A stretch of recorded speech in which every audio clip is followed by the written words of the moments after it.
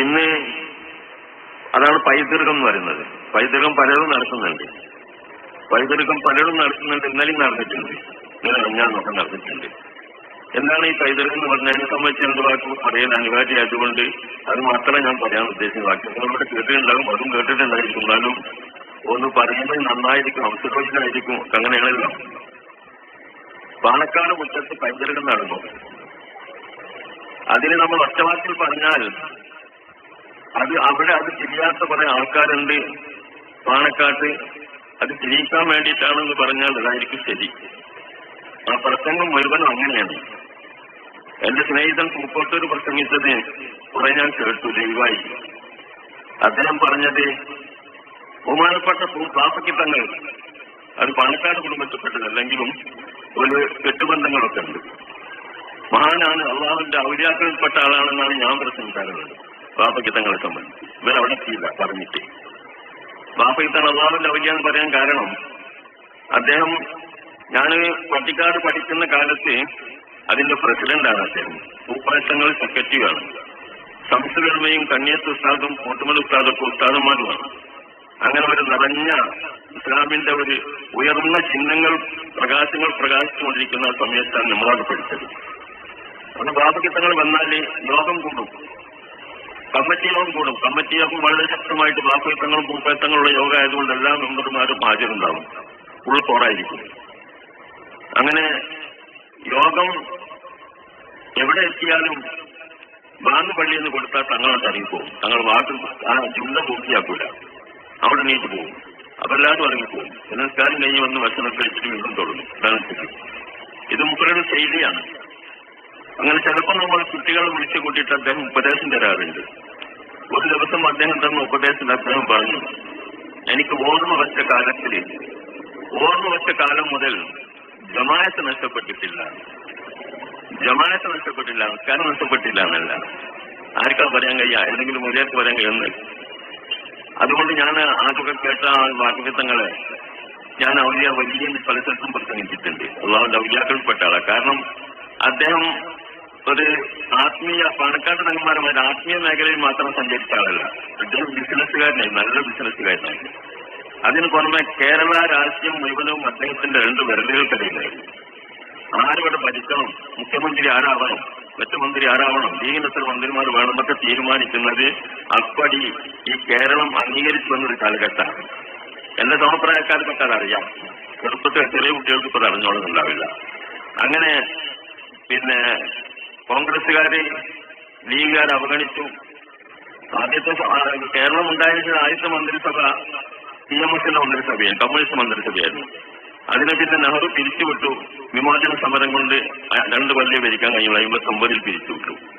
പിന്നെ അതിന് പകരമായി കോലീപ്പി ഉണ്ടായി. കോലീപ്പി എന്ന് പറഞ്ഞാൽ കോൺഗ്രസും ലീഗും PSDയും കൂടിയിട്ടുണ്ടാക്കി. 3 പാർട്ടി കൂടിയിട്ട് തെരഞ്ഞെടുപ്പ് നേരിട്ട് അവര് വിജയിച്ചു വന്നപ്പോൾ ലീഗിന് മന്ത്രിസഭ കൊടുത്തില്ല, മന്ത്രിസ്ഥാനം കൊടുത്തില്ല. കോൺഗ്രസ് അവഗണിച്ചു. കാരണം അതൊരു വർഗീയ പാർട്ടിയാണ്. അതങ്ങനെ കൊടുത്താൽ അത് കോൺഗ്രസിന് ചീത്തപ്പേരാണെന്നുള്ള നിലക്കാണ് അവരെ കണ്ടത്. കൊടുത്തില്ല. അങ്ങനെ പറഞ്ഞ് അവസാനം സ്പീക്കർ സ്ഥാനം കൊടുത്തു. ഇതൊക്കെ നിങ്ങൾക്ക് അറിയുന്നതായിരിക്കും. ഏതാവട്ടെ, ഞങ്ങൾ പറയുന്നത് വേറെ സംഗതിന് മുഖവരായിട്ട് പറയാണ്. അങ്ങനെ CD സാഹിബിന് സ്പീക്കർ സ്ഥാനം കൊടുത്തു. കുറച്ചു കഴിഞ്ഞ മുമ്പ് പാർട്ടായി. അതിനുശേഷം CS മുഹമ്മദ് സാഹിബിനെ സ്പീക്കറാക്കാൻ വേണ്ടി ആവശ്യപ്പെട്ടു.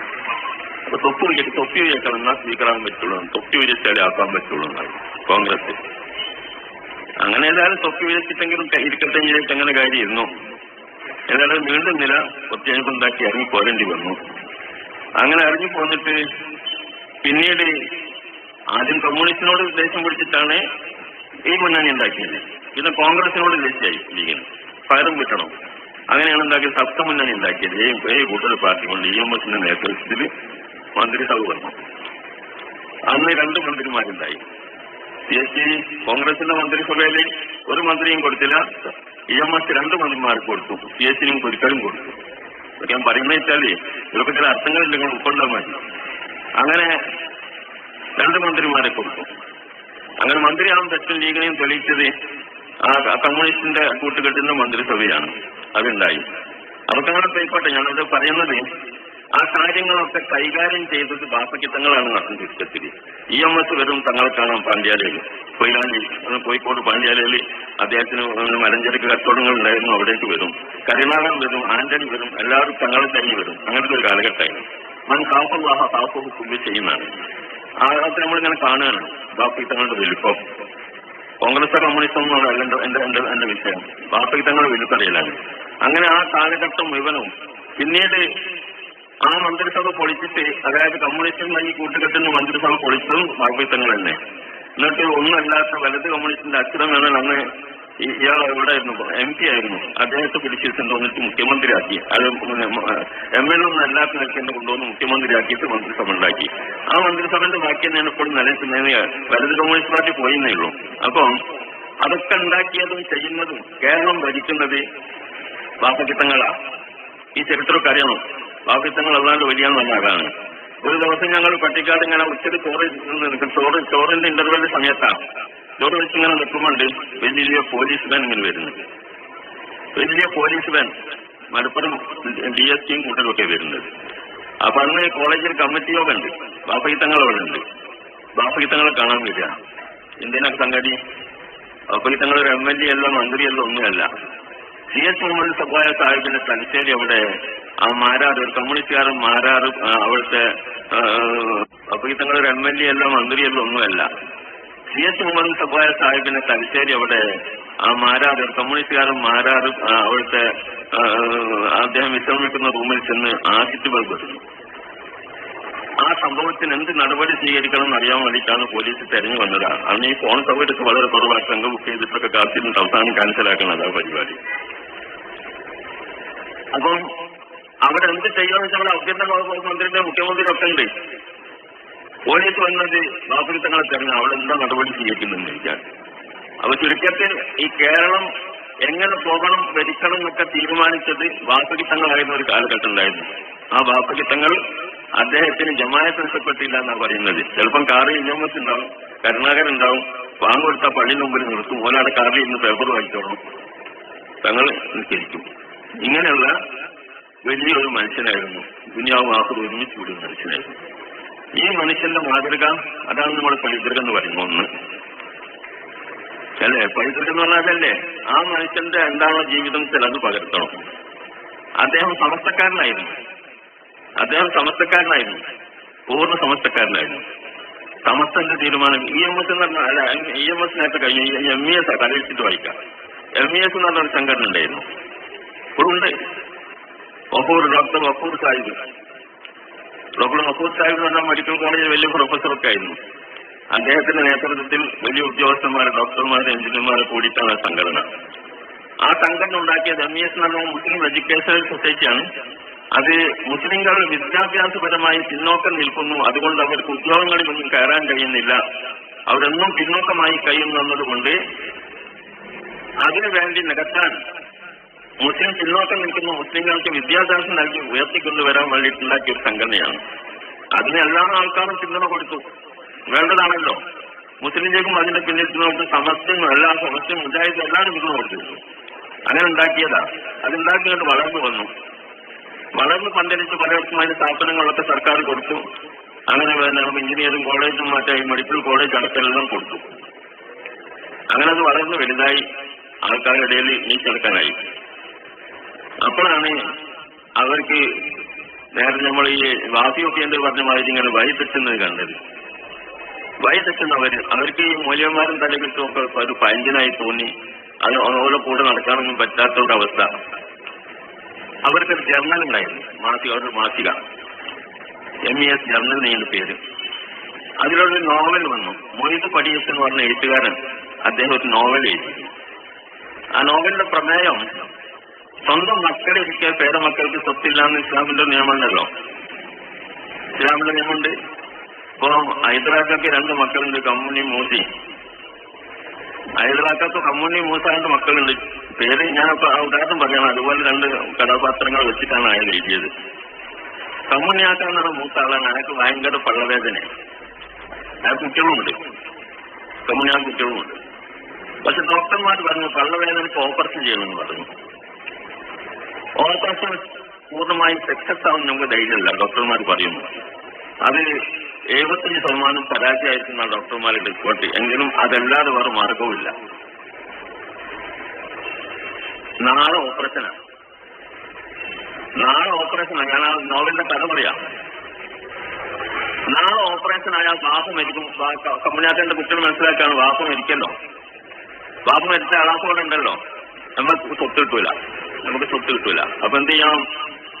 വെള്ളിയാപ്പനെ അറക്കണം. തലേന്ന് രാത്രി, ഓപ്പറേഷന്റെ തലേന്ന് രാത്രി വെള്ളിയാപ്പനെ അറക്കണം. വെള്ളിയാപ്പ തലേന്ന് വാപ്പ പിറ്റേന്ന് വെച്ചാൽ കുട്ടികൾ സ്വത്ത് കിട്ടുമല്ലോ, വാപ്പന്റെ വയസ്സിന് കിട്ടുമല്ലോ. അപ്പൊ അതാണ് അതിലെ പ്രമേയം. ഇത് ആർക്കെങ്കിലും പ്രമേയ? ഇസ്ലാമിന്റെ നിയമത്തിനെ, അനന്തരാവകാശ നിയമത്തിനെ കളിയാക്കുന്ന, പുച്ഛിക്കുന്ന ഒരു നോവലായിരുന്നു നോവൽ. ഇത് സമസ്ത കണ്ടു. പലതും വേറെ പലതുണ്ട്. സ്റ്റാർലൈറ്റ് നടത്തിയിരുന്നവര് സിനിമാ താരങ്ങളൊക്കെ ഒന്നും പണ്ടുണ്ടാക്കാൻ വേണ്ടിയിട്ട് നോട്ടം നടത്തിയിരുന്നു. അതിനൊക്കെ ഉപരിയായിക്കൊണ്ട് ഇതുകൂടിയും കണ്ടപ്പം ഈ പോലെ വെച്ച് കൊടുപ്പിച്ചോളാം. സമസ്ത പറഞ്ഞു. സമസ്ത മുസാവറ കൂടിയിട്ട് തീരുമാനം എടുത്തു, MES-മായി ബന്ധപ്പെടാൻ പാടില്ല, മുസ്ലിങ്ങൾ ബന്ധപ്പെടരുത്, അതിന്റെ പോക്ക് ശരിയല്ല, ഇസ്ലാമിന് വിരുദ്ധമാണ്. ആ പ്രമേയം സമസ്ത മുസാവറ പാസാക്കി. ബഹുമാനപ്പെട്ട ബാപ്പയ്ക്ക് തങ്ങൾ അതിന്റെ അതേ ഒരു കോപ്പി വാങ്ങിച്ചു. അതിന്റെ അതേ കോപ്പി, പ്രമേയത്തിന്റെ കോപ്പി, മുസ്ലിം ലീഗിന്റെ സ്റ്റേറ്റ് കൗൺസിൽ കൂടിയിട്ട് ഒരഭിപ്രായം ഉണ്ടാവും. ബഹുമാനപ്പെട്ട CH മുഹമ്മദ് കോയ സാഹിബിനെ പോലെയുള്ള മഹാന്മാരൊക്കെ കൂടുന്ന ആ സദസ്സിൽ വെച്ചിട്ട് ഒരഭിപ്രായ വ്യത്യാസമില്ലാതെ വാസകങ്ങൾ വായിച്ചു. എല്ലാവരും തെറ്റുപേരല്ലേ പാസാക്കി. ഇതാണ് പൈതൃകം. നമ്മുടെ പാരമ്പര്യം അതാണ്. വാസകിത്തങ്ങളും പിന്നെ പൂപ്പായത്തങ്ങളൊക്കെ അടങ്ങിയ സദസ്സ്. ഇതുപോലെ പലതും ഉണ്ടായിട്ടുണ്ട്. സമസ്ത എടുത്ത തീരുമാനം അപ്പടി പാസാക്കുന്നതിൽ വാസകിത്തങ്ങളും പൂപ്പായത്തങ്ങളും മുഹമ്മദ് അലി ശിഹാബ് തങ്ങളും ഹൈദർ അലി ശിഹാബ് തങ്ങളും ഒക്കെ മുന്നിലായിരുന്നു. ഈ പൈതൃകമാണ് നമ്മുടെ പൈതൃകം. ഇത് ആ മുറ്റത്ത് ഇപ്പൊ പറഞ്ഞു കൊടുക്കേണ്ടത് ആവശ്യമാണ് എന്ന് എന്റെ സമുദ്ര സാഹിബിന് തോന്നിയത് വളരെ നല്ല കാലോചിതമാണെന്ന് മനസ്സിലാക്കുന്നത്. പക്ഷെ അത് അവർ ഉൾക്കൊണ്ടോ ആളുകൾക്കാണോ പറഞ്ഞത്, അല്ലെങ്കിൽ എങ്ങോട്ടാണോ വെച്ചതെന്ന് അറിയില്ല. പക്ഷെ തീവണ്ടിന്റെ മായി ഇങ്ങനെ അങ്ങോട്ടും ഇങ്ങോട്ടും ഉണ്ടാവില്ല, എങ്ങോട്ടും വെക്കാം.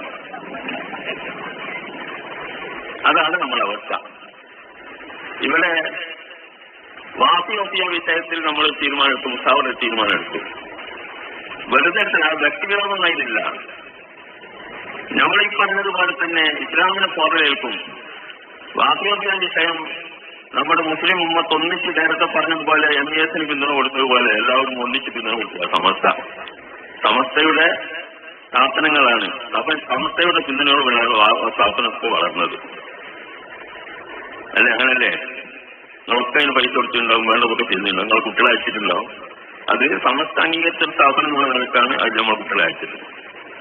പക്ഷെ അതിന്റെ പോക്ക്, അതിന്റെ കപ്പിത്താന് അദ്ദേഹം ഒന്ന് വളഞ്ഞ വഴിയിലൂടെ പോകാൻ തുടങ്ങിയത്. ജമാഅത്തും മുജാഹിദും ഒക്കെ ബന്ധപ്പെട്ട് അവരൊക്കെ ഒന്ന് ക്ലാസ് എടുപ്പിക്കും. അദ്ദേഹത്തിന് തന്നെ അതിന്റെ ആശയങ്ങൾ ഉള്ളതുപോലെയുള്ള പ്രവർത്തനങ്ങളും ഒക്കെ അദ്ദേഹം നടത്തും. ഇങ്ങനെയൊക്കെ ആയപ്പോൾ സമസ്തക്ക് പരാതി കിട്ടി. സമസ്ത പരിശോധിച്ചു. MK അബ്ദുൾ മുസ്ലിയാരുടെ നേതൃത്വത്തിൽ പരിശോധന നടത്തി. ഞാനും അതിലൊരംഗമായിരുന്നു. പരിശോധിച്ചപ്പോൾ ശരിയാണ്. പലതും ചോദിച്ചപ്പോൾ കുട്ടികളൊക്കെ പലതും പറഞ്ഞു ഇങ്ങനെ ഇവിടൊക്കെ നടക്കാറുണ്ട്. അതുപോലെ അവരുടെ പുസ്തകങ്ങളിൽ വരെ അവർ ഭരണഘടനയിലും മാറ്റം ഉണ്ടാക്കി. സമസ്തക്ക് അവിടെ അധികാരം ഉണ്ടായിരുന്നൊക്കെ വെട്ടിമാറ്റിയിട്ട് എല്ലാ അധികാരങ്ങളും എടുത്തു കളഞ്ഞുകൊണ്ട് ഒരു സ്വതന്ത്ര സംഘടനയായിട്ട് ഇത് ഉപയോഗിക്കാൻ തുടങ്ങി. ഇങ്ങനെയുള്ള അപകടകരമായ സംഗതി ഉണ്ടായപ്പോൾ സമസ്തയുടെ അഡ്രസ്സിൽ ജീവിക്കുകയും സമസ്തയെ അവർക്ക് പറ്റാതാവുകയും ചെയ്യുമെന്ന് കണ്ടപ്പോഴാണ് സമസ്ത മുസാവറ തീരുമാനിച്ചത്. ഇതിന്റെ പോക്ക് ശരിയല്ല, അതുമായി ബന്ധപ്പെടരുത്. അത് ഹക്കീം ഫൈസിനെ നിർത്തിയിട്ടാണ് പറഞ്ഞത്. സ്ഥാപനം ഹക്കീം ഫൈസിൽ നിന്ന് മാറ്റി, അല്ലെങ്കിൽ അദ്ദേഹത്തിന്റെ നിലപാടിൽ നിന്ന് മാറ്റിയിട്ട് കൊണ്ടുവരണം. സ്ഥാപനം നമ്മളെ കുട്ടികളാണ് അവിടെ ഉള്ളതൊക്കെ. അതുകൊണ്ട് സ്ഥാപനം നശിക്കണം എന്ന് തീരുമാനിച്ചിട്ടില്ല. സ്ഥാപനം നന്നാവാൻ ഇദ്ദേഹത്തെ മാറ്റണം. നോക്കണം, നമുക്ക് നന്നാക്കി നമ്മുടെ റോട്ടിൽ തന്നെ കൊണ്ടുപോകാം എന്നാണ് തീരുമാനം. അത് വളരെ വ്യക്തമായ തീരുമാനമാണ്. ആ തീരുമാനം വെച്ചപ്പോഴേ പൈതൃകത്തിന്റെ ആൾക്കാരാണ് അതിന് നേതാക്കൾ. അവര് അതിനെ വേണ്ടതുപോലെ കൈകൊണ്ടിട്ടില്ല. അതാണ് വിഷയം ഉണ്ടായത്. ഭാഗം വിഷയം അതാണ്. നമ്മളുടെ വിഷയം കാര്യമായിട്ട് കാണില്ല. അതാണ് ഈ സമുദ്ര സാഹിബിനോട് ഞാൻ ചോദിച്ചിരുന്നു. സമുദ്ര സാഹിബ് ഒരു ദിവസം പ്രസംഗിച്ചു, നമ്മളെ പല സ്ഥലത്തും പ്രസംഗിച്ചിട്ടുണ്ട്. SMS-ന്റെ ഒരു പരിപാടിയിൽ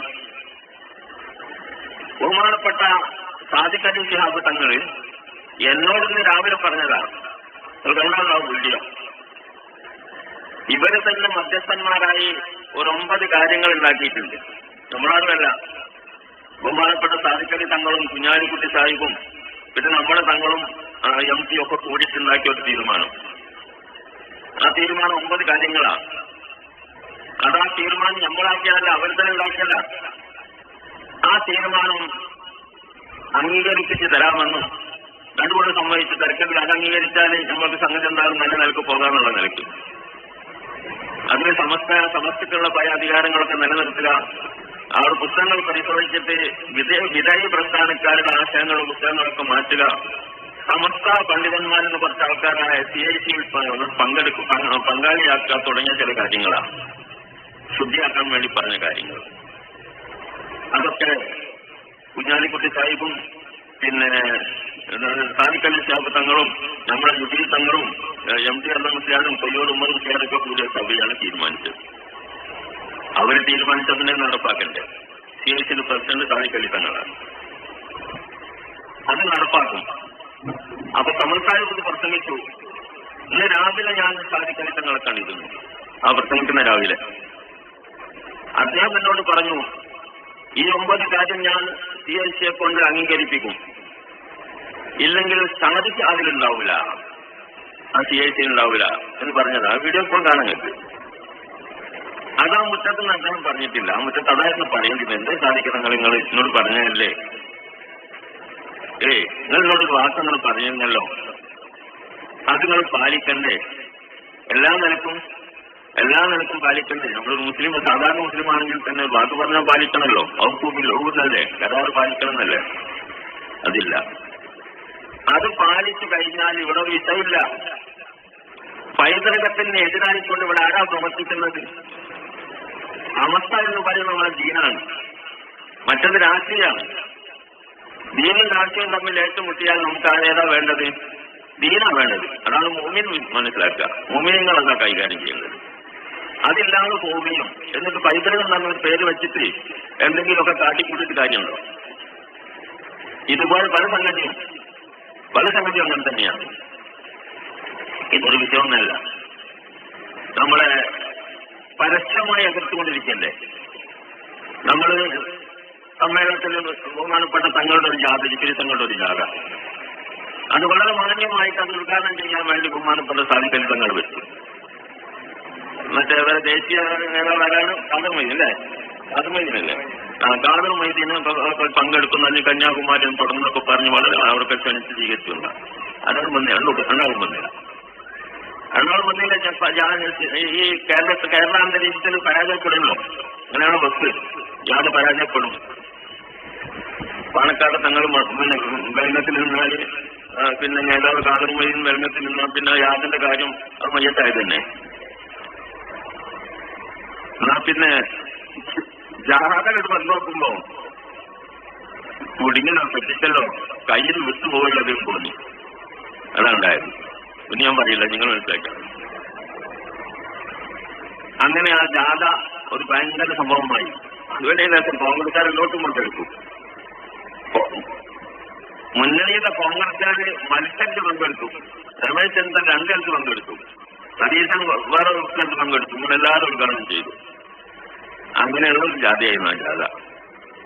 അപ്പം പിന്നെ എന്തൊക്കെയാക്കിയിട്ടോ കൂടി എല്ലാവരും ഇതിന് കൂടി. അൽഹംദുലില്ലാഹ്, അതാണ് അള്ളാഹുവിന്റെ സഹായം എന്ന് പറയുന്നത്. ഇനി സമ്മേളനം വരാനുണ്ട്. നമ്മളൊരു തഹിയ ഫണ്ട് വെച്ചു. തഹിയ ഫണ്ട് തന്നെ ഉണ്ടായത്. തഹിയ ഫണ്ട് നമ്മൾ വിചാരിച്ചാലും കൂടുതൽ വന്നിട്ടുണ്ടെങ്കിൽ അത് പിരിക്കരുതെന്ന് നമ്മളെ ചില മൂല്യന്മാരെ ചില കമ്മിറ്റിക്കാരൊക്കെ നിർബന്ധിച്ചിരുന്നു. അത് പറയേണ്ടാതിരിക്കണ്ട.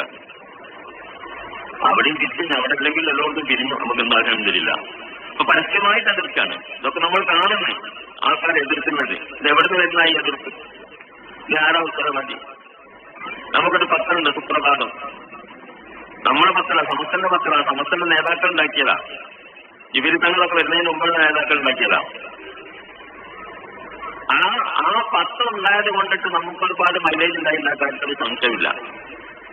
ആ പത്രം ഒരു ജനകീയ പത്രമാക്കിയിട്ട് രൂപീകരിക്കണം തന്നെ നേതാക്കളൊക്കെ ഉണ്ടാക്കിയ സമയത്ത് തന്നെ ഉദ്ദേശിച്ചതും അതാ നിലക്കാണ് നടന്നു വരുന്നത്. ഒരു പ്രശ്നമില്ലാതെ നിഷ്പക്ഷ വാർത്തകൾ കൊടുക്കണം എന്നുള്ള നിലക്കാണ്. അപ്പൊ അതിൽ പല വാർത്തകളും വരും.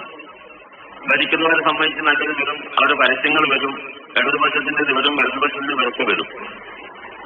ഇത് ഞങ്ങളുടെ മാത്രമേ വരാൻ പാടും, മറ്റേ വരാൻ പാടില്ല എന്ന് പറയാനേ അത് പറ്റൂലല്ലോ. അത് പറ്റും, അങ്ങനെ ഒരു സ്വഭാവം പറ്റും. ഈ രാജ്യത്തൊരു സ്വതന്ത്ര ഒരു നിഷ്പക്ഷമായ ഒരു പത്രം എന്ന നിലക്ക് അത് പ്രവർത്തിക്കുന്നു. അതില് ഇന്ന് ഭരിക്കുന്ന ഇടതുപക്ഷത്തിന്റെ പരസ്യം വരാൻ പാടില്ല. അത്ര പരസ്യം വന്നാൽ കത്തിക്കും പേപ്പർ. പരസ്യം വന്നാൽ പത്രം കത്തിച്ചു. ഇതാണ് അതിന് വരിക്കാനെ ചേർക്കുന്നതും അത് പ്രചരിപ്പിക്കുന്നതും നമ്മുടെ ഉസ്താദന്മാരുടെ മാലിന്യങ്ങളാണ്, പാവപ്പെട്ട മാലിന്യങ്ങളാണ്. ആ മാലിന്യങ്ങൾ വീടുവിടാന്തരം കയറിക്കൊണ്ടതിനെ വരിക്കാനെ ചേർക്കുന്നതിന്റെ ക്യാമ്പയിൻ കാലത്ത് മുസ്ലിംമാരുടെ ഭീഷണി അവിടെ നോയിന് ഇറങ്ങരുത്, നമ്മൾ തിരിച്ചുവിടും. ചിലരൊക്കെ തിരിച്ചുവിട്ടിട്ടുണ്ട്. എന്തിനാണൊക്കെ ചെയ്യുന്നത്? ആരോടത് കളിക്കുന്നത്? എന്താ പത്രത്തിൽ കുഴപ്പം? അത് ഉണ്ടാക്കിയവർക്ക് എന്തോ കുഴപ്പമുണ്ടോ? ഇപ്പൊ നടത്തുന്നതിനുള്ള കുഴപ്പമുണ്ടോ? അപ്പൊ ആലോചിക്കേണ്ട സംഗതിയാണ്. ഇങ്ങനെയുള്ള പല സംഗതികളും. ആരോടാണ് ഈ എതിർപ്പൊക്കെ നടത്തുന്നത്? എന്നിട്ട് അത് കൂട്ടം കൂടിക്കൊണ്ടിട്ട് അതിന് നമ്മളെ കൂട്ടത്തിൽ ഉള്ള ആൾക്കാരെന്ന് പറയുന്ന കുറച്ച് ആൾക്കാരാണ്. ലീഗാർ ഞാൻ കുറ്റം പറയുന്നില്ല. ലീഗാർ അവരുടെ പാർട്ടി നയങ്ങളുമായിട്ട് ഇങ്ങോട്ട് പോകും, പല പാർട്ടിക്കാരുമായി തന്നെ. അതിലേറ്റവും വലിയ കുറ്റവാളികള് ഈ പൈതൃകമൊക്കെ വെച്ചിട്ട് പ്രത്യേകിക്കുന്ന കുറച്ച് ആൾക്കാരുണ്ടല്ലോ ഇപ്പൊ പറഞ്ഞ, അവരാണ് അന്തമില്ലാത്തവർ. അവര് സമസ്തക്കാരാണ് അത്രേ. എന്നിട്ട് ഈ വിഷയങ്ങളിലൊക്കെ ആ നിലക്കുള്ള നിലപാടുകൾ സ്വീകരിക്കുകയും പ്രോത്സാഹനം നൽകുകയും ചെയ്യുന്നു എന്നുള്ളതാണ് ഇന്നത്തെ ദുരന്തം. ഞാൻ പലപ്പോഴും പറയാറുണ്ട്, അവരോട് അടക്കം പറയാറുണ്ട്, യോഗം കൂടാൻ യോഗത്തിൽ പറയും, നമ്മൾ അവർ തീരുമാനിച്ചു വെച്ച തീരുമാനം ഒറ്റക്കെട്ടായിട്ട് പാണക്കാട് പോയി പറഞ്ഞാൽ അവർ സ്വീകരിക്കല്ലോ എന്ന് പറയാറുണ്ട്. അതിനത് കൂടുന്നില്ല. അവരെടുത്ത തീരുമാനം, നമ്മളുണ്ടാക്കിയ തീരുമാനം അടിച്ചേൽപ്പിക്കലല്ലോ, അവരുണ്ടാക്കിയ തീരുമാനം, ആ തീരുമാനം നിങ്ങൾ നടപ്പാക്കേണ്ടത് നിങ്ങൾക്ക് ഒരു ധാർമ്മിക ഉത്തരവാദിത്തമല്ലേ എന്ന് അവരോട് ചോദിച്ചാൽ അവർ ഉത്തരം മുട്ടൂലേ? അവർ പുറത്തിറങ്ങി നടക്കാൻ കഴിയും. ഇതാണ്.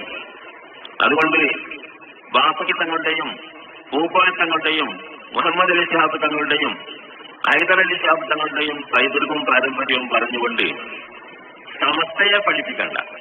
ആ പാരമ്പര്യം തന്നെയാണ് സമസ്തയുടെ പാരമ്പര്യം. അവർക്കുള്ള ആ പാരമ്പര്യം പഠിപ്പിച്ചത് സമസ്തയാണ്, അവർ ഉൾക്കൊണ്ടത് സമസ്തയാണ്, അതുകൊണ്ടുണ്ടായതാണ്. അതില്ലാതെ ആരെങ്കിലും ഇപ്പൊണ്ടെങ്കിൽ, ഞാൻ ആരെയും കുറ്റം പറയുന്നില്ല, അങ്ങനെ ആരെങ്കിലും പ്രവർത്തിക്കുന്നുണ്ടെങ്കിൽ അവരാണത് മാറ്റേണ്ടത് എന്നുള്ളതാണ്. അവരത് മാറ്റിയിട്ട് നല്ല വഴിക്ക് വന്നാൽ ഒരു പ്രശ്നവുമില്ല. അഹിൽ പൈസ ബഹുമാനിക്കണം നമ്മൾ പറയില്ല. പൈസ കൊടുക്കി വെച്ചാൽ നല്ല ഒരുപാട് കഴിവുണ്ടാവും. ഇല്ലാതെ ബഹുമാനിക്കും, പറയും എല്ലാവരും കയ്യിൽ നിന്ന് നന്നായി കൊടുക്കും. പിന്നെ നമ്മൾ പറയുന്നില്ല, അഹിൽ പൈസനെ ബഹുമാനിക്കാൻ പഠിപ്പിച്ചത് സമസ്തയാണ്, സുന്നികളാണ്. വഹാബികൾ അഹിൽ പൈസ ഇല്ലാന്ന് പറയുന്നവരാ, അത് മുറിഞ്ഞു പോയിട്ടുണ്ട്. അവരെ കൂട്ടുപിടിക്കരുത് തങ്ങളിൽ നമ്മൾ തങ്ങന്മാരോട് പറയുന്നു. അവരെ കൂട്ടുപിടിച്ചാൽ നിങ്ങളിരിക്കുന്ന മരത്തിന്റെ കൊമ്പ് നിങ്ങൾ മുറിക്കലാകും, താഴെ വീഴും. വഹാബി മൗദൂദികളെ കൂട്ടുപിടിച്ചുകൊണ്ടുള്ള പ്രവർത്തനം, ഈ പറഞ്ഞ മഹാന്മാരൊന്നും ഒരു വഹാബികളുടെ യോഗത്തിനോ പരിപാടികൾക്കോ പോയിട്ടില്ല, അതിന് പ്രോത്സാഹനം നൽകിയിട്ടുമില്ല. ബാബിൽ തങ്ങളും ഭൂപായത്തങ്ങളും ഒക്കെ ശക്തമായിട്ട് എതിർത്തത് വഹാബികളും മൗദൂദികളും തന്നെയാണ്. രാഷ്ട്രീയം എന്ന നിലക്ക് മുസ്ലിം ലീഗിൽ അവരുണ്ടാവുന്നത് അത് ഈ രാജ്യത്തിന്റെ ഒരു സ്വാതന്ത്ര്യമാണ്. അതിന് നമ്മൾ എതിർത്തിട്ടില്ല. ആ രാഷ്ട്രീയത്തിലേക്കുള്ളൂ ഒരു വോട്ട് എവിടെന്നെങ്കിലും കിട്ടിയാലല്ല വേണ്ടത്.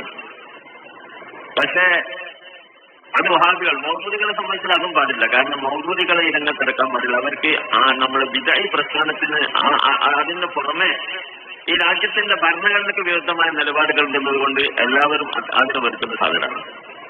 അതങ്ങനെ ഏതായിരുന്നാലും ഇന്ന് നമ്മൾ ഈ പറയുന്ന ബഹുമാനിക്കുന്ന ആൾക്കാർ അവരൊക്കെ അതിന് ചിന്തിക്കണമെന്ന് നമുക്ക് പറയാനുള്ളത്. സമസ്തയുടെ തീരുമാനമാണ്. അവരുമായിട്ടൊരു സഹകരണവും പാടില്ല, തെർക്കും പാടാത്തുണ്ട്. അവരുമായിട്ടൊരു സഹകരണവും പാടില്ല, കെട്ടാൻ പാടില്ല, കെട്ടിക്കാൻ പാടില്ല, കലാം പറയാൻ പാടില്ല, മയ്യത്ത് കേൾക്കാൻ പാടില്ല എന്നൊക്കെ പറയാൻ നമ്മൾ ബുക്കിലൊക്കെ പഠിപ്പിച്ചേന്നുള്ളതൊക്കെ. അത് നമ്മളെ ബുക്കിൽ മാത്രമേ നമ്മൾ മഹാന്മാർ നമ്മളെ പഠിപ്പിച്ചത് നമ്മൾ ബുക്കിൽ എഴുതിയുള്ളൂ. ഇത് നിലനിൽക്കണമല്ലോ. ഇത് നിലനിൽക്കാതെ പരസ്യമായതിനെ ലംഘിച്ചുകൊണ്ട് വെല്ലുവിളി പോലെ അവരുടെ സമ്മേളനം, അവരുടെ ബൈത്തുൽ സക്കാത്ത്, ജമാഅത്തെ ഇസ്ലാമിന്റെ ബൈത്തുൽ സക്കാത്തുണ്ട്, അത് ഉദ്ഘാടനം ചെയ്തത് ഈ ബഹുമാനപ്പെട്ട കുടുംബത്തിൽ നിന്ന് ഒരാളാണ്. നമുക്കറിയാം. എന്നാൽ ഈ ബൈത്തുൽ സക്കാത്ത് എന്ന് പറഞ്ഞാൽ അറിഞ്ഞില്ല. അതെ, അതൊക്കെ ഏറ്റവും പ്രചരിപ്പിച്ച് നമ്മൾ ഒറ്റപ്പാണ്ടാക്കി നടക്കണമെന്നുള്ളതാണ്. എന്തായാലും തിരക്കില്ല എന്നുള്ള അവസ്ഥയാണ്. ഈ നിലക്ക് നമ്മൾ സമസ്ത പറയുന്നിടത്ത് എല്ലാവരും നിൽക്കുക, നമ്മൾ ഉമറാക്കൾ നിൽക്കുക. സമസ്ത നമ്മുടെ ദീനാണ്, അത് വൃത്തി വേണം, എന്നാലേ ബാക്കിയുള്ളതൊക്കെ വൃത്തിയാവുള്ളൂ. അത് വിട്ടുകളിക്കാൻ പാടില്ല. നമ്മൾ വാക്ക് പറഞ്ഞ് നാം പാലിക്കണം. നമ്മൾ സത്യം പറയാവും. നമ്മൾ പിന്നെ എല്ലാവരോടും വളരെ സൗഹൃദത്തിൽ തന്നെ ഈ ഒരു മതേതര രാഷ്ട്രം നിലക്ക് സൗഹൃദത്തിൽ നടക്കണം എന്നുള്ള കാര്യത്തിലൊക്കെ നമ്മൾ ഒന്നാണ്. കാര്യത്തിനും അഭിപ്രായപ്പെടില്ല. അതേ അവസരത്തിൽ നമ്മളെ അഖീദയും ദീനും അത് വിട്ട് കളിക്കാൻ പാടില്ല. അത് വിട്ട് കളിക്കാത്ത ഒരു നിലപാടിൽ കൂടി നമുക്ക് മുന്നോട്ട് പോകണം. അള്ളാഹു തആല തൗഫീഖ് ചെയ്യുമാറാവട്ടെ. ഇനി ഇവിടെ പ്രസംഗിക്കാൻ ആളുള്ളത് കൊണ്ട് ഞാൻ കൂടുതൽ പ്രസംഗിക്കുന്നില്ല. എനിക്ക് കുറച്ച് ക്ഷീണവും. അള്ളാഹു സുബ്ഹാനഹു വ തആല ആരോട് നമുക്ക് വിരോധമല്ല, എല്ലാവരും നന്നാവണം. എല്ലാവരും CIC ഞാൻ പറഞ്ഞു, CICയുടെ ഹക്കീം റൈസി അദ്ദേഹം നല്ലൊരു പണ്ഡിതനാണ്. അദ്ദേഹത്തെയും നമുക്ക് നന്നാക്കി തിരിച്ചെടുത്തുകൊണ്ട് വന്ന് നമ്മുടെ കൂട്ടത്തിൽ കൂട്ടിക്കൊണ്ട് നമുക്ക് മുന്നോട്ട് പോകണം എന്നുള്ള അഭിപ്രായമാണ്. ആരോടൊരു വിദ്വേഷം നമുക്കില്ല. അദ്ദേഹത്തിന് ചില പേശ ചിന്താഗതികളുണ്ട്, അത് മാറ്റിയിട്ട് വന്നാൽ ആ നിലയ്ക്ക് നമുക്കുണ്ടാക്കാൻ മുന്നോട്ട് പോകാമെന്നുള്ളതാണ്. പിന്നെ ചിലതൊക്കെ ഉണ്ട്. തങ്ങന്മാരെ പോലീസ് പഠിപ്പിക്കുന്നവര്, നമ്മളെ പഠിപ്പിക്കുന്നവര്, ആ കാരായെന്നറിയോ, അവര് പലരും പൂപ്പായ തങ്ങളുടെയും ബാപ്പ തങ്ങളുടെയും അവരുടെ ഭാഗത്ത് അതിന് പൂപ്പായ തങ്ങളുടെ തലയിൽ 5-8 മുളപ്പിച്ചവരാണ്. കേട്ടിട്ട് മുദ്രവായും കേട്ടിട്ടുണ്ടോ? 5-8 മുളപ്പിക്കുന്ന അറിയുന്നു. അന്ന് അവരൊരു വിമതലീഗ് ഉണ്ടാക്കി തങ്ങൾ ചെയ്തതാണ്. മുദ്രവാക്കി വിട്ടായിരുന്നു കമ്മ്യൂണിസ്റ്റുകാരെ കൂടെ കൂടിയിട്ട്. അവരാണ് ഉമ്മർ പൈസനൊക്കെ തങ്ങന്മാരെ പോലീസ് പഠിപ്പിക്കാൻ പറ്റുന്നത്. അന്ന് നമ്മൾ തങ്ങന്മാരെ കൂടെ തന്നെയായിരുന്നു. തങ്ങന്മാരെ പോലീസ് ഞാൻ പറഞ്ഞില്ല, അവരുടെ തൗലിയാക്കളെന്ന് പറഞ്ഞ് നടക്കുന്നവരായിരുന്നു. ഈ നിലയ്ക്ക് പോലെ മാറിയവര് ഇപ്പൊ നമ്മളെ ആ കൂട്ടത്തിലൊക്കെ ഉള്ള നമ്മളെ ഇവരെ കൂട്ടിക്കൊണ്ട് നടക്കുന്ന കുറെ ആൾക്കാരുണ്ട്. അതാണ് പറയാനുള്ളത്. അങ്ങനെ വ്യക്തിപരമായി ഞാൻ ആരെയും ആശ്രയിക്കുന്നില്ല. അള്ളാഹു തആല അവർക്കൊക്കെ ഹിദായത്ത് കൊടുക്കട്ടെ എന്ന് പറയാനുള്ളൂ. ഈ സമസ്തയുടെ തീരുമാനത്തോടു കൂടെ നിൽക്കുക എന്നുള്ള ആ പാരമ്പര്യവും പൈതൃകവും അത് നിലനിർത്താൻ ലീഗിന്റെ നേതൃത്വം തയ്യാറാവണം. ലീഗിലെ വഹാബികൾ വരെ സമസ്ത പറയുന്നതിനെതിരും പറഞ്ഞിട്ടില്ല, സമസ്തയുടെ തീരുമാനത്തെ എതിർത്തിട്ടില്ല. അങ്ങനെ ഉദാഹരണത്തിന് പെണ്ണുങ്ങളെ സംവരണം വന്ന സമയത്ത് സമസ്തയോട് ലീഗ് എഴുതി ചോദിച്ചിട്ടുണ്ട്. സംവരണം പെണ്ണുങ്ങൾക്ക് 30% സംവരണം വന്നാല് അവിടെ നമ്മളെ പെണ്ണുങ്ങൾക്ക് മത്സരിച്ചു കൂടെങ്കിൽ ഭരണമൊക്കെ മറ്റോട് കൊണ്ടുപോകല്ലോ, നമുക്ക് മതത്തിൽ പങ്കാളിത്തം ഉണ്ടാവുമല്ലോ എന്ന് പറഞ്ഞപ്പം ബഹുമാനപ്പെട്ട സമദാനി സാഹിബാണ് ഉണ്ടാക്കിയത്. ആ ഒരു പ്രമേയം നമ്മൾ സമസ്തയിൽ കൊണ്ടുവന്നത്. അതിന് വളരെ ആലോചിച്ച് മുസാവറ ഒരു നിർവ്വത്തിന്റെ നിലക്ക് വളരെ നിബന്ധനയോടെ മത്സരിക്കാൻ ഒരു പെണ്ണെന്ന നിലയ്ക്ക് എന്തൊക്കെ അച്ചടക്കം വേണോ ആ നിലക്കൊക്കെ മത്സരിക്കാമെന്നുള്ളൊരു അനുമതി കൊടുത്തിട്ടുണ്ട്. അപ്പൊ സമസ്തയുടെ തീരുമാനം എടുക്കും വളരെ ആലോചിച്ച് വളരെ ശ്രദ്ധിച്ച് തെറ്റുകളും കുറ്റങ്ങളും കൂടാത്ത നിലക്കുള്ള പരിപാടികളാണ് നടപ്പാക്കുക. ഇതിലൊരു സംശയമില്ല. ആരെയും കണക്കിലെടുത്തുകൊണ്ട് ഒരു വിവേചനം കാണിക്കാത്ത രൂപത്തിലാണ് നമ്മൾ ചെയ്യാറുള്ളത്. ഇതാണ് മനസ്സിലാക്കാനുള്ളത്. അതുപോലെ തന്നെ ആർക്കും മഹത്തുണ്ടെങ്കിലും മഹൽവയസ്സിന് മഹത്തുണ്ടെങ്കിലും ആള് തന്നാവണം, സലാഹിയത്ത് വേണം. സലാഹിയത്തില്ലാത്തല്ല. നമ്മൾ അബൂലഹാബിന്റെ കഥ നമ്മൾ പറയില്ലേ, അബൂലഹാബ് നബിന്റെ മുത്താപ്പല്ലേ. ഫിർഔനെ സംബന്ധിച്ചോ അല്ലെങ്കിൽ അബൂജഹലിനെ സംബന്ധിച്ചോ ഒന്നും ഖുർആനിൽ സൂറത്തിറങ്ങിയില്ല. അബൂലഹാബിനെ കുറിച്ച് ആ സൂറത്തിറങ്ങിയ തബ്ബത്തി അലാ അബീ ലഹബ് എന്നറിയിട്ട് നശിച്ചവനാണ്, നരകത്തിലാണ്, ഓനുകൊണ്ട് പെണ്ണുമൊക്കെ നരകത്തിലാണ് ആ തബ്ബത്തി അലാ അബീയിൽ പറയുന്നത്. ആരാണത്? റസൂലുള്ളാഹിന്റെ മുത്താപ്പയാണ്. എന്തുകൊണ്ട്? സലാഹിയത്തില്ല, വൈതാഴ്ച പോയി. തങ്ങളെ മുത്താപ്പല്ലേ, അങ്ങനെ പറയത് പഠിച്ചാലും നമുക്ക് പറയായിരുന്നോ? പറയാൻ പറ്റില്ല. അതാണ് നമ്മൾ പഠിപ്പിച്ചത്. ഇബ്രാഹിം കലിമാത്തിൻ ഫാത്തുമോന്റെ കാല എന്നീ ജാരു കരിനാക്കി മാമ കാലോമിന്റെ തീയത്തി കാലിടാനാലിമീൻ. ഇബ്രാഹിം നബിന് അള്ളാഹു ഒരുപാട് പരീക്ഷണം, തീക്ഷ്ണമായ പരീക്ഷണങ്ങൾക്ക് വിധേയാക്കിയിട്ടുണ്ട്. കുട്ടിയില്ലാതെ വീട്ടിൽ നടക്കാൻ പറഞ്ഞു, തീയിലിട്ടു. അങ്ങനെ ഒരുപാട് തിക്തമായ അനുഭവങ്ങൾ ഇബ്രാഹിം നബിക്ക് ഉണ്ടായിട്ടുണ്ട്. ആ ഇബ്രാഹിം ആ പരീക്ഷണമൊക്കെ വിജയിച്ചു. ഫാത്തുമോഹന അതൊക്കെ വിജയിച്ചു.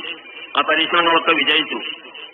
അതിനുശേഷം അദ്ദേഹം അള്ളാഹിനോട് പറഞ്ഞു, വർത്തമ്മ കാല ഇന്നീ ജാഹിദുക്ക് നിന്നാശി ഇമാമ. ആ പരീക്ഷയൊക്കെ വിജയിച്ചു അള്ളാഹുത്താരെ പറഞ്ഞു, ഇബ്രാഹിമെ നിന്നെ ഞാൻ ലോകത്തിന് ഇമാമാക്കാൻ, ലോക ജനതയ്ക്ക് ഇമാമാക്കാണ്. കാരണം അത്ര സീസണമായ പരീക്ഷണം കൊണ്ട് വിജയിച്ച ആളാണല്ലോ, അതുകൊണ്ട് ചടാക്കുകയാണെന്ന് പറഞ്ഞു. അപ്പോൾ ഇബ്രാഹിം നബിക്ക് ഒരു ആശയം കൂടി ഉണ്ടായി, ഇന്ന് മാത്രമാക്കിയാൽ പോരാ, കാലോമിൻ എത്തി എന്റെ കുട്ടികളെയൊന്നും അങ്ങനെ കുറെ ആളാക്കണം എന്ന് പറഞ്ഞു. എന്റെ സന്താനങ്ങളിൽ പരമ്പരയൊന്നും ഉണ്ടാക്കണം, കുറച്ച് ആൾക്കാരാക്കുന്നത്. അപ്പൊ അള്ളാഹുത്താല മറുപറഞ്ഞു, കാലില്ല എന്നാൽ വഹദിൻ വാലിമീൻ. അത് സന്താനങ്ങളിൽ വാലിമീകൾ ഉണ്ടെങ്കിൽ ഓർക്ക് കിട്ടൂല, വൈപയച്ചവരുണ്ടെങ്കിൽ നമ്മുടെ പൈതൃകം കാത്തു സൂക്ഷിക്കാത്തവരുണ്ടെങ്കിൽ അവർക്ക് കിട്ടൂല എന്ന് പറഞ്ഞു. ഇങ്ങനെ ഖുർആനിൽ ഒരുപാട് തെളിവുകൾ നമുക്കുണ്ട്. നൂഹ് നബിന്റെ മകനെ സംബന്ധിച്ച് നൂഹ് നബി വെള്ളപ്പൊക്കമായപ്പോൾ മകനോട് പറഞ്ഞു, ആ പുനീയർക്കും മകന കപ്പല് കാര്യക്കുമാണ് എന്ന് പറഞ്ഞു. മാട ഞാൻ ആ മല കാര്യത്തിൽ ഞാൻ രക്ഷപ്പെട്ടോളാം, നിങ്ങൾ കപ്പല് ഞാൻ പറഞ്ഞു കന്ന എന്ന് പറഞ്ഞു മകന്.